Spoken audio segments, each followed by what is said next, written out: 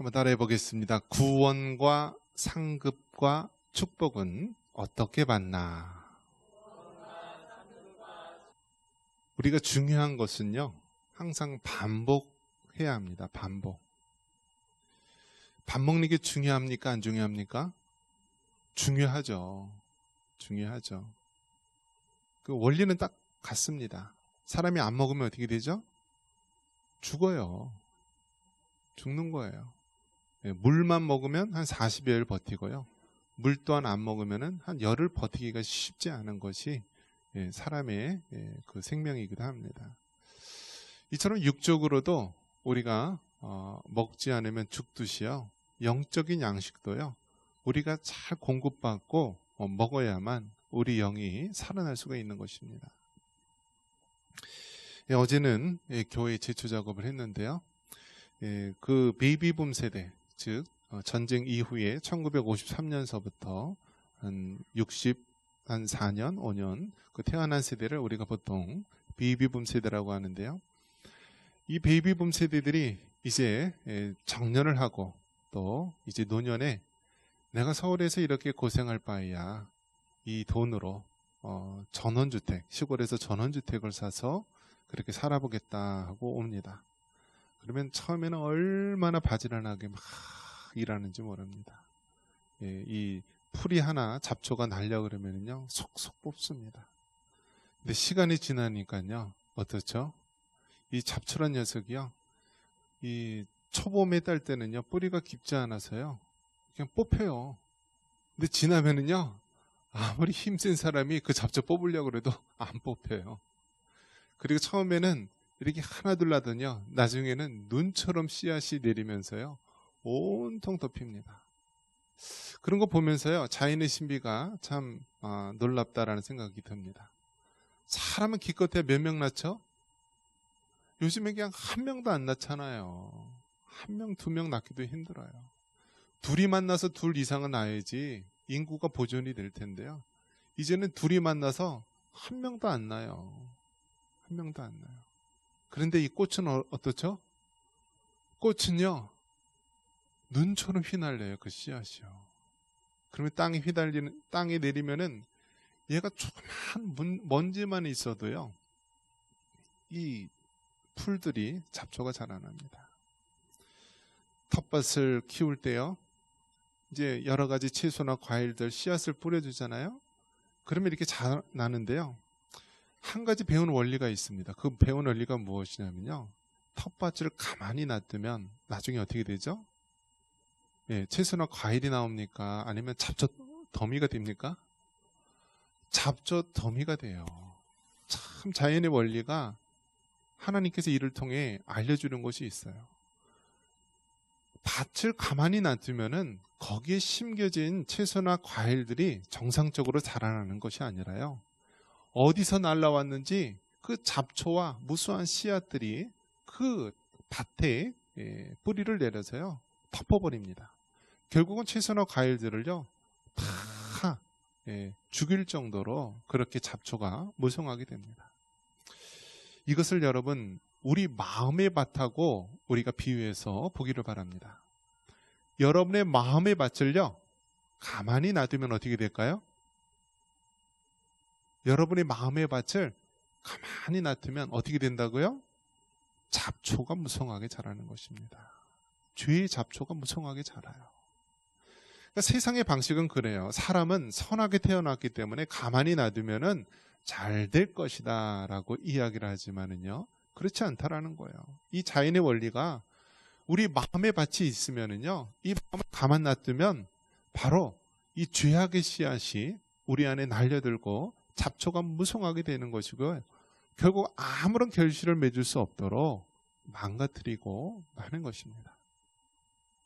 그런 면에서 여러분의 그 마음의 밭을요 하나님의 말씀으로 또 성령의 기름 부으심과 능력으로 잘 가꾸시기를 바랍니다. 이 잡초, 죄악의 잡초가 있으면 어떻게 하라고요? 뽑아야 되는 거예요. 뽑아야 되는 거. 그 뿌리가 더 깊이 내리기 전에 어떻게 해요?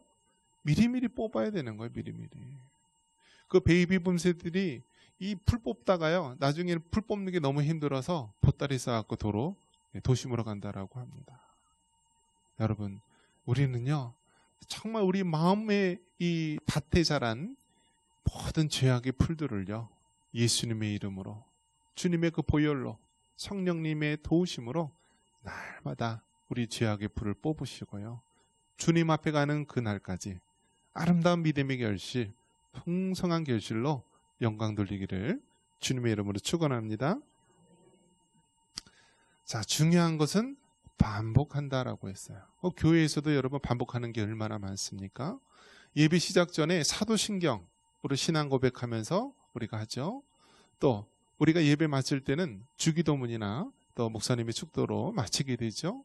또 그 설교의 내용을 보면 무엇입니까? 그건 십계명의 내용입니다. 십계명의 내용이 무엇이에요?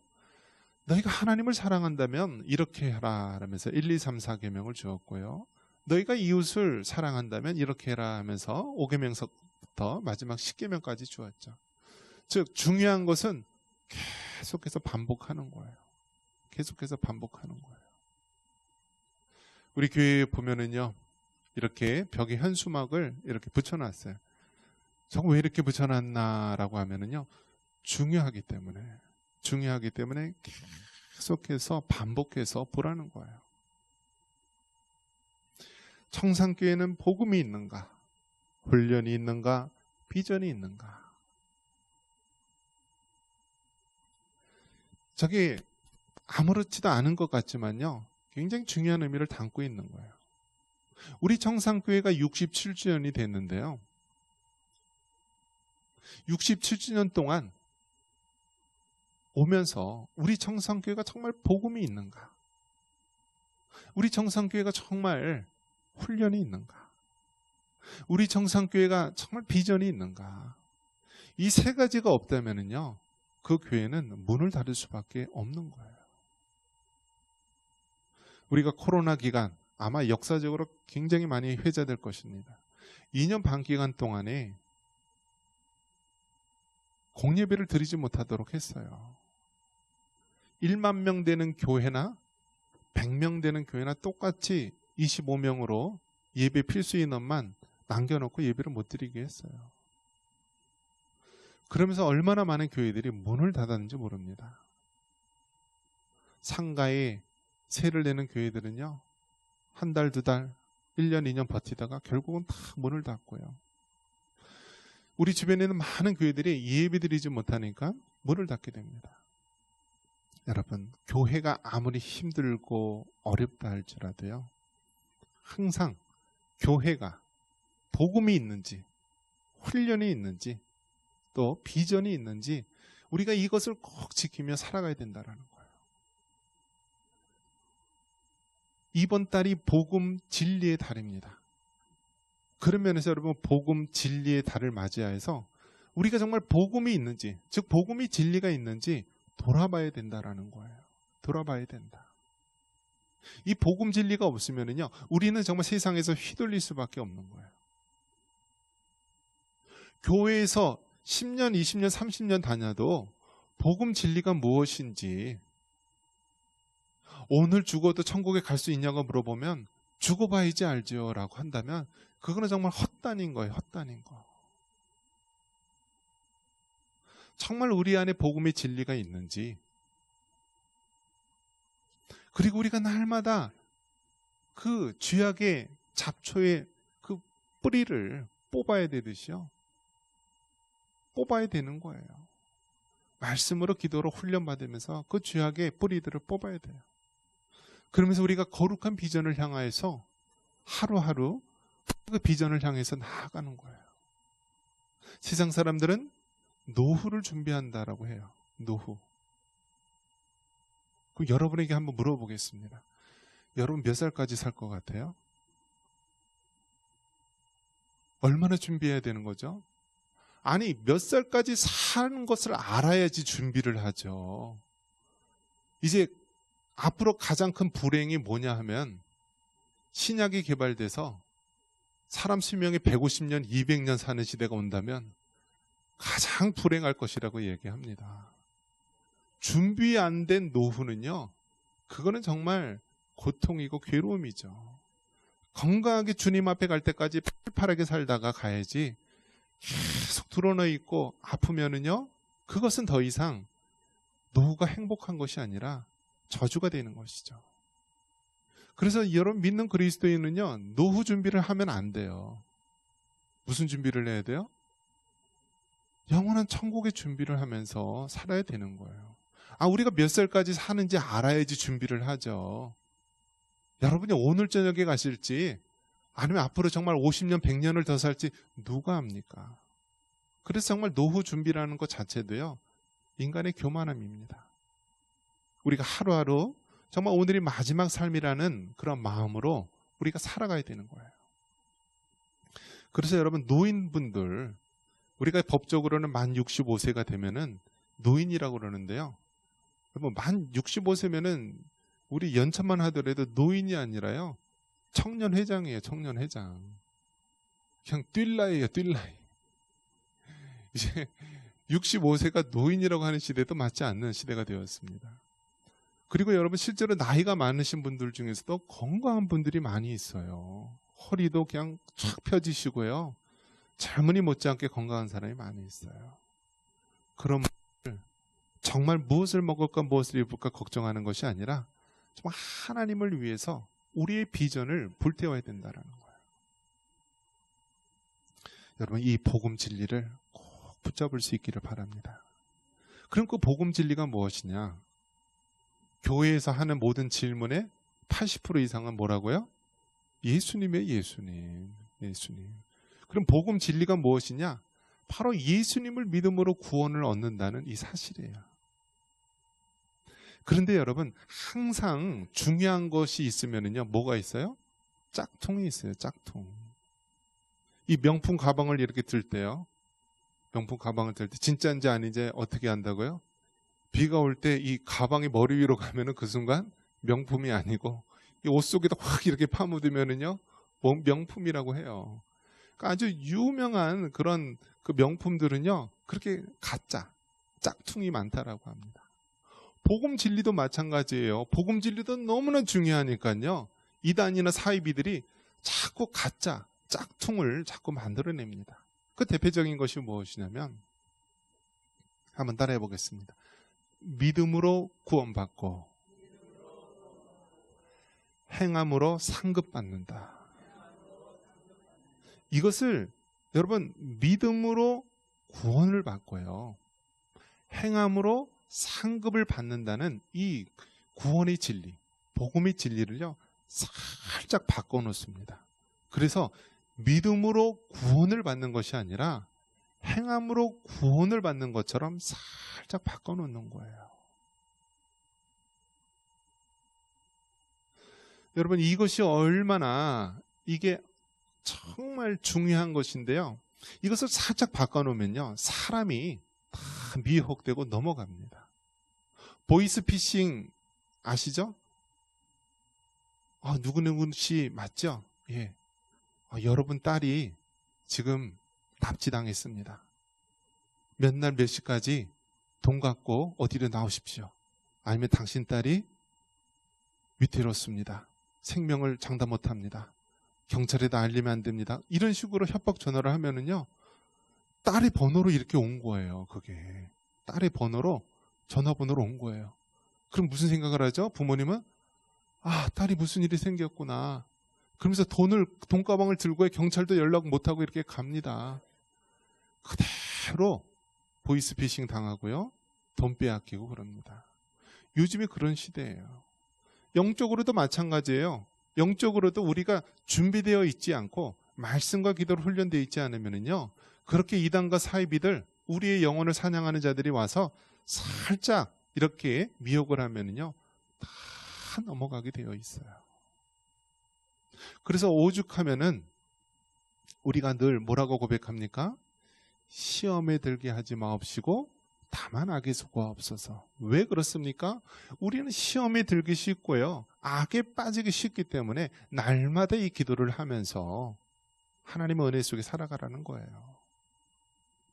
그래서 여러분, 구원의 문제에 있어서는 절대로 행함으로 구원을 받는 것이 아니라 믿음으로 구원을 받는 거예요. 그러면 행함이 쓸모없는 것이냐? 행함은 쓸모없는 것이 아니라 행함을 통하여서 우리는 하나님의 상급을 받는다라는 거예요. 그래서 여러분, 오늘 말씀의 가장 핵심이고 여러분이 계속해서 반복해서 드려야 될 부분이 무엇이냐면 믿음으로 구원받고 행함으로 상급받는다라는 이 복음의 진리를 꼭 붙잡을 수 있기를 바랍니다. 에베소서 2장 8절 우리 같이 한번 읽어볼까요? 에베소서 2장 8절입니다. 너희는 그 은혜에 의하여 믿음으로 말미암아 구원을 받았으니 이것은 너희에게서 난 것이 아니요 하나님의 선물이라. 아멘. 우리가 믿음으로 구원을 받았다라고 성경은 분명히 말하고 있습니다. 그럼 이제 어떤 분은 그렇게 얘기합니다. 믿음, 내가 믿어주니까 구원을 받는 것 아니냐. 즉 나의 의지를 통하여서 내가 하나님을 믿을 수도 있고 믿지 않을 수도 있으니까 나의 행위가 포함된 거 아니냐라고 반문하는 사람도 있을 수 있습니다. 그런데 여러분, 믿는 척은 할 수 있어도 참된 믿음을 가질 수는 없는 거예요. 여러분이 예수님을 믿는 척 할 수 있어요. 교회 다니면서 내가 하나님을 믿는 척 할 수 있어요. 예수님이 나의 죄를 위해 십자가에 죽으신 것을 믿는 척은 할 수 있어요. 그런데 정말 그 예수님을 인격적으로 만나서 정말 예수님이 나의 죄를 위해서 죽으셨구나. 그 예수님이 정말 3일 만에 부활하셨구나. 그 예수님이 정말 내 삶의 주인이 되시고 구주가 되시구나라고 참 믿음으로 나아가는 것은요, 택한 백성만 그렇게 되는 거예요. 그렇기 때문에 여러분, 믿음에 있어서 세상에 아무리 행함으로 구원을 받는다라고 우리를 미혹한다 할지라도요, 우리는 하나님의 은혜로 믿음으로 받는다. 이 사실을 여러분 흔들리지 않기를 바랍니다. 그 칼빈, 존 칼빈이라는 종교 개혁자죠. 1517년 마틴 루터가 독일에서 이제 95기 방방문을 그 성당 문에 걸면서 종교개혁의 불씨가 일어났지만, 사실 그 종교개혁의 가장 그 뿌리, 근간을 세운 것은요, 기독교 강요를 쓴 존 칼빈, 잔 칼빈이라고 부르기도 하는데요, 이 칼빈입니다. 이 칼빈은요, 프랑스 사람이에요. 그런데 프랑스에서 개혁을 실패하고요, 스위스 제네바로 피난을 오게 되죠. 그래서 그곳에서 종교개혁에 아주 기치를 내품고 또 그러한 많은 그 중추적인 역할을 감당하게 되는데요. 그 당시에 만연했던 것이 무엇이냐면요, 그 당시 중세교회, 오늘날 로만 카톨릭이 되겠죠. 중세교회가 어떤 것을 가지고 있었냐면 행위로 구원받는다라고 하는 그 사상을 조금씩 집어넣게 됩니다. 성 베드로 성당을 짓는데요, 지금도 여러분 이탈리아 그 바티칸 가면은요, 얼마나 많은 관광 수입을 가지고 벌어들이고 있는지 모릅니다. 다 입장료가 있죠. 그 성 베드로 성당을 짓는데요, 얼마나 화려한지 몰라요. 저는 안 가봐서 모르겠는데 하여튼 화려하다고 합니다. 그 높이가요 100m가 넘고요. 그 옛날 1500년도 1600년도 지은 그 건물이요, 그 지역에 어마어마하죠. 그 성전 내부에는 미켈란젤로라든지 유명한 예술가들이 지은 그러한 조각품이나 또 그림들이 잔뜩 되어 있고요. 그거를 짓는데 얼마나 많은 돈이 필요했겠습니까? 그러니까 어떤 식으로 얘기했냐면, 여러분이 그 연보함에 돈을 넣는 소리가 땡그랑 하고 나면은 여러분의 죽은 부모님이나 조상님들이 그 연옥에서 천국으로 한 걸음씩 한 걸음씩 가까이 갈 것이다 라고 미혹합니다. 그러니까 어떻습니까 여러분? 구원은 전적으로 믿음으로 구원을 받는다라고 하는데요, 이렇게 타락한 교회가 행위로 구원받는 것처럼 그러한 일들을 서슴없이 하게 된 것입니다. 바로 이단적이고 사이비적인 생각이죠. 결국 이러한 일들이 일어났던 것입니다. 요한복음 1장 12절에 영접하는 자 곧 그 이름을 믿는 자들에게는 하나님의 자녀가 되는 권세를 주셨다라고 했습니다. 여러분, 이제 마지막 때가 되면은요, 얼마나 많은 미혹하는 자들이 와서 너희가 정말 행위가 조금이라도 있어야 된다 라면서 끊임없이 우리에게 유혹을 할 것입니다. 그럼에도 불구하고 여러분, 우리는 흔들리지 않는 것이, 그래, 구원은 행위가 전혀, 우리의 행위가 전혀 들어가지 않고 100% 하나님의 은혜로 믿음으로 구원을 받는다. 이 사실을 여러분 굳게 붙잡아야 되는 것입니다. 그래서 이 존 칼빈이요, 그 당시에 이단과 사이비적인 행동이 막 여기저기서 하니까 이제 그 이후에 이 칼빈의 5대 교리라고 하는 것이 생겨나게 됩니다. 그래서 그 당시에 칼빈의 5대 교리가 이제 오늘날 네덜란드죠. 화란. 이 네덜란드를 중심으로 해서 이 종교 개혁에 어떤 그 영향력을 끼치게 되는데요. 그 네덜란드 국화가요, 튤립입니다. 튤립. 히딩크 감독 그 나라이기도 하죠. 그 튤립이 TULIP죠. 영어로 튤립. 그래서 이 영어의 첫 자를 따서요, 이 칼빈의 5대 교리를 만들게 됩니다. 그래서 사람들이 혼동되지 않게, 이 구원 얻는 믿음에 대해 혼동되지 않게 만들게 됩니다. 첫 번째 것이 무엇이냐면 전적 타락입니다. T가 이제 total depravity 해가지고 전적 타락이에요. 전적 타락. 즉, 우리가 예수님을 믿어주면 구원을 받지라고 이야기하는데, 이 말은 무슨 뜻이냐면 마치 죽어있는 사람에게, 야, 눈 한번 깜빡여봐. 그러면 내가 너 살려줄게. 죽은 사람이 눈 깜빡일 수 있어요? 없잖아요. 죽은 사람은 말 그대로 손끝 하나, 모든 것 하나 움직일 수가 없는 것이 죽은 거예요. 마찬가지로 우리가 영적으로, 아담과 하와의 모든 후손은 영적으로 죽은 상태이기 때문에요, 구원에 있어서 정말 0.1%도 우리가 관여할 수 없고 우리 행위로 구원받을 수가 없다라는 거예요. 그래서 이 튤립의 첫 전적 타락, 토탈 디프레버티라고 합니다.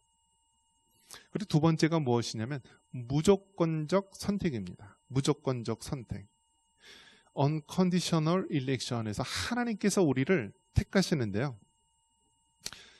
하나님의 택한 백성을 우리에게 택하셔서 믿음을 갖도록 해주시는 거예요. 믿음을.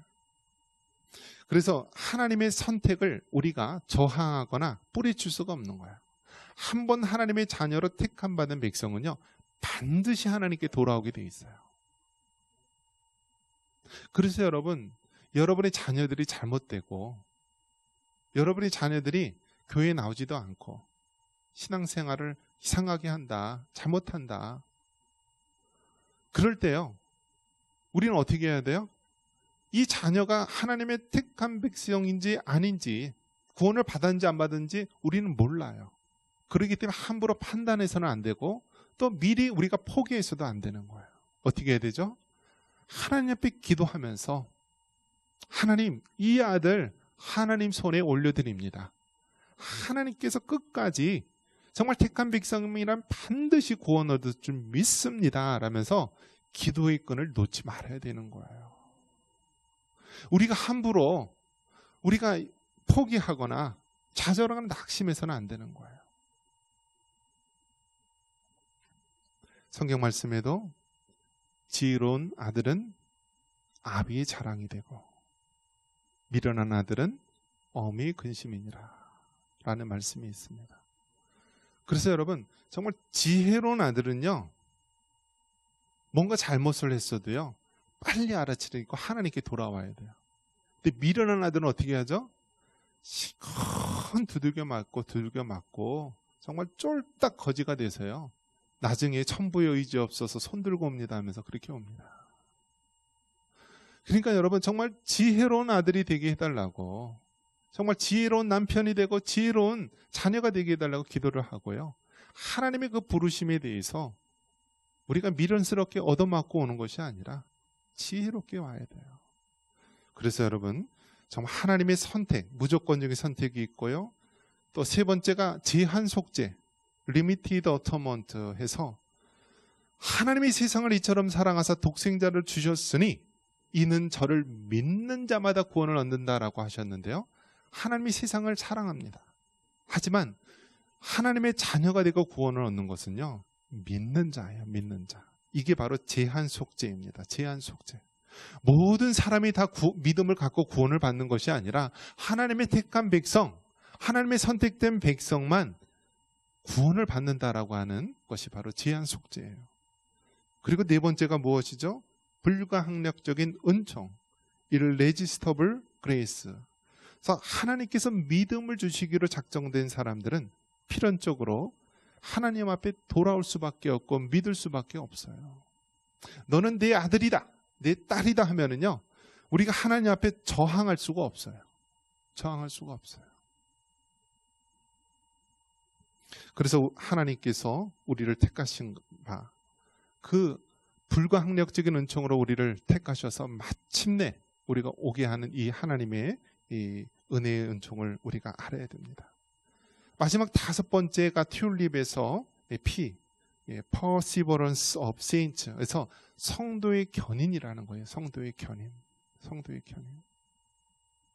여러분, 끝까지 구원 얻는 믿음을 가져야 되는 거예요. 가져야 되는 거예요. 여러분, 정말 치매에 걸리지 않도록 기도하셔야 돼요. 기도하셔야 돼요. 이제 정말 초고령화 사회가 되니까요, 이제 뇌도 늙어요. 뇌도 늙는데요, 참 안타까운 것은 무엇이냐면 믿음을 지키는 것이 어려워요. 믿음을. 사실 몸, 팔, 다리, 허리, 무릎 이런 데가 아프면은 그 고통을 참으면 되는데요, 이 치매에 걸리거나 알츠하이머나 파킨슨 같은 뇌질환 병에 걸리면은요, 정말 믿음을 지키기가 힘들어요. 그냥 헛것이 보인대요. 헛것이. 사람이 그냥 옆에 있는 것처럼 보이고요, 고양이들이 막 들끓고요, 막 헛것이 보이는 거예요. 그 뇌가 노화되고 막 이렇게 질병에 걸리는 거예요. 그 뇌 호르몬, 도파민이라든지 이런 막 문제가 생겨서요, 헛것이 보이는데 다른 사람 눈에는 안 보이는데 내 눈에는 보이는데, 여러분, 그 믿음을 지키는 것이 얼마나 힘들겠어요. 그것을 얘기하면 미친 사람 소리가 듣고, 가만히 있자니 그게 보이는데 어떻게 해요? 그래서 여러분, 믿음으로 구원받고 행함으로 상급받는다라는 이 복음 진리를 굳게 붙잡으시기를 바랍니다. 이 순서를 살짝 바꿔서 행함으로 구원받는다라는 것이 조금이라도 있다면 그것은 잘못된 것입니다. 그리고 여러분, 세 번째, 이것은 덤으로 우리가 또 알아야 될 것입니다. 한번 따라해 보겠습니다. 예배로 축복받자. 여러분, 코로나 2년 반 동안에요, 이런 말 드리기 뭐하지만 정부의 시책에 잘 따라서요, 예배를 안 드린 데는요, 더 많이 문 닫았다라는 통계가 나옵니다. 근데 우리 교회도요, 이 연천 시골에 위치해 있지만은요, 수도권이라는 이유로 똑같이 통제를 받았어요. 그런데 당회에서 우리가 끝까지 우리가 목숨 걸고 지켜야 될 것이 예배다라고 이야기를 했습니다. 그래서 여러분, 코로나 기간 동안에도요, 정말 힘들고 어려움에도 불구하고 끝까지 현장 예배 지키면서 교회를 지킨 데는요, 지금 더 많이 부흥했어요. 그런데 예배를 지키지 못한데 그 교회는 많이 문을 닫고 더 어려움에 처하게 됩니다. 예배를 통하여 축복이 임하는 거예요. 여러분 가정이 정말 축복받고 또 문제가 있다면 해결받기를 원한다면 가정 예배를 드리시기 바랍니다. 여러분의 일터가 복을 받기 원한다면요, 직장 예배를 드리시기 바랍니다. 왜요? 하나님께서는 예배를 통하여 축복의 강물을 흘려 보내시기 때문입니다. 한 가지 이야기를 드리며 마치겠습니다. 우리 이제 같은 노예 시찰에 있는 목사님인데요. 이제 올해 만 70세가 되어서 이제 은퇴할 나이가 됐어요. 그런데 이분이 몸이 아파서 어느 날 이렇게 말라가기 시작합니다. 그랬더니 나중에 보니까 위암 말기라고 합니다. 그래서 지난주에 은퇴를 앞두고 돌아가신 거예요.